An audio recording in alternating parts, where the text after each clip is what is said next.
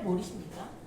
이제 새만금 개발청을 경남 산청을 비롯한 전국 곳곳에서 기록적인 집중호우로 인명과 재산 피해가 속출하고 있습니다.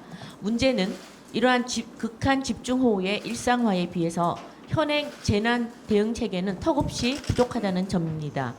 이미 지난 3월 감사원은 낡을 대로 낡아버린 댐과 교량의 설계 기준, 그리고 30에서 50년 된 배수 저류 시설 기준으로는 집중호우에 대비하기 어렵다는 지적을 내놓은 바 있습니다.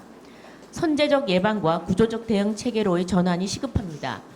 배수 시설 처리 능력 기준을 재정립하고 예보 경보 대비 시스템을 보다 정교하게 수정하며 하천 준설 작업과 제방을 보강해야 합니다. 더 이상 미뤄서는 안 됩니다. 실제로 이번 폭우에서도 4대강 본류 구간과 대전시 등 사전 정비가 이루어진 지역은 큰 피해 없이 안정적인 대응이 가능했습니다. 반면 정비가 이루어지지 않은 지류나 지천에서는 범람과 인명피해가 집중되며 참사가 반복됐습니다. 이는 4대강 정비 사업의 효과성이 다시 한번 입증된 사례입니다. 그럼에도 민주당과 이재명 정부는 강은 흘러야 한다면서 4대강 원상 복구 주장을 하고 있습니다. 감정적으로 지난 정부의 치적을 지우는데 급급해서 될 일이 아닙니다.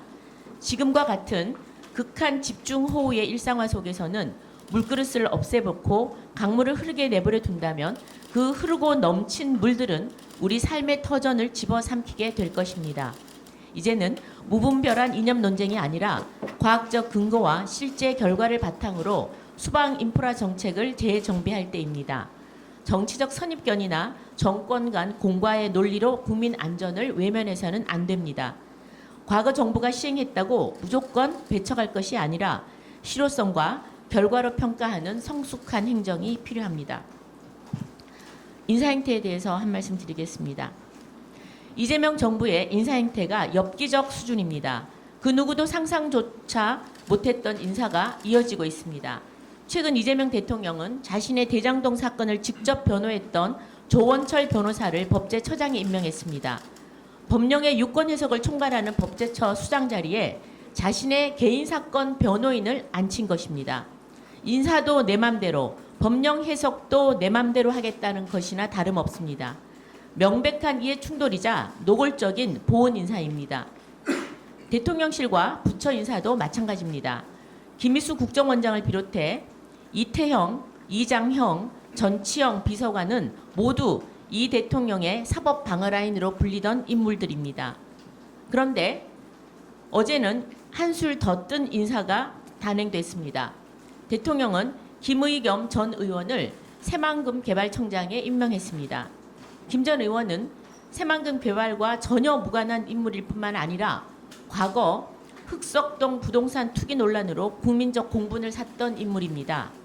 대통령께 묻습니다. 김의겸이 누구인지 정말 모르십니까? 이제 새만금 개발청을 새만금 투기청으로 만들 작정이십니까?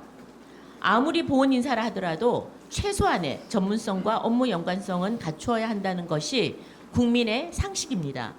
이재명 대통령은 과거 당대표 시절 그리고 경기지사 시절 보훈 인사, 낙하산 인사는 해서는 안 된다. 능력과 자격 없는 인사는 국민에게 죄를 짓는 일이다라며 능력 중심의 인사 원칙을 강조했습니다. 그러나 지금 이 대통령의 인사 기준은 능력이나 전문성이 아니라 나와 얼마나 가까운가, 내 사건을 얼마나 잘 방어했는가로 변질되어 버린 듯합니다. 이미 갑질 장관 강선우 후보자의 임명 강행을 시작으로 이재명 정부의 노골적이고 엽기적인 인사 행태는 국민 눈높이와 국민 상식을 벗어나 있습니다. 하지만 아직 늦지 않았습니다. 부디 지금이라도 국민 눈높이와 상식선 안으로 돌아오십시오.